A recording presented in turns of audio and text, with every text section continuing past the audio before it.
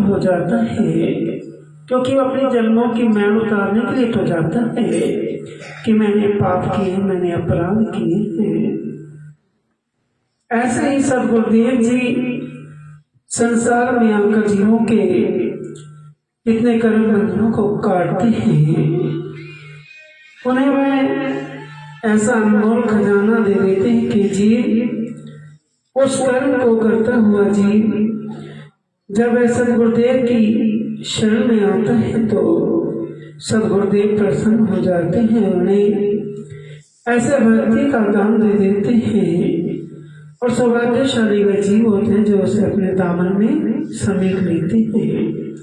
ये सदगुरुदेव जी कितने दयावान हैं, कितनी दया लुटा रहे हैं कि नगर नगर जाकर, क्योंकि हर एक जी भक्तों की संभाल करने के लिए तो आते हैं, क्योंकि जो प्रभु के प्यारे होते हैं तो प्रभु उनकी संभाल करते हैं और उनकी रक्षा भी करते हैं, उन्हें वे सच्चा सुख व आनंद प्राप्त कर देते हैं। क्योंकि एक राम भक्त सदा ही प्रभु की आराधना करता है और उस सच्चे धन को पाने के लिए ललायत रहता है कि मेरे पास वो सच्चा धन एकत्र हो जाए, मैं उस सच्चे धन को एकत्र करके संसार रूपी सागर से पार हो जाऊं। क्योंकि संसार में एक जीव एक इस माया में भ्रमित है। देखो, माया तो ऐसे जीव को भरमा देती है और जीव पथ भटक जाता है। तो सदगुरुदेव जी संसार में आकर जीवों को कैसे उस माया से बचा देते हैं और ऐसे शांत वातावरण में वैसी शीतलता प्रदान कर देते हैं जैसे एक पंछी को पेड़ का सहारा मिल जाता है कहीं तो उसे कितनी शांति मिलती है।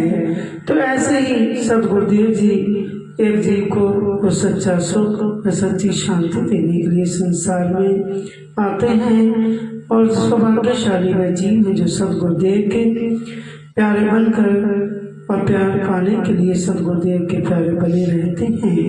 उन्हें और कोई इच्छा नहीं होती, उन्हें तो केवल सदगुरुदेव की इच्छा होती है कि सदगुरुदेव जी आए और हमारे ग्रह को भी पावन करें और हम जीवात्माओं को भी पावन कर दें। तो ये प्रभु कितने दयावान हैं, कितनी दया लुटा रहे हैं, सबको वे पावन करते जा रहे हैं।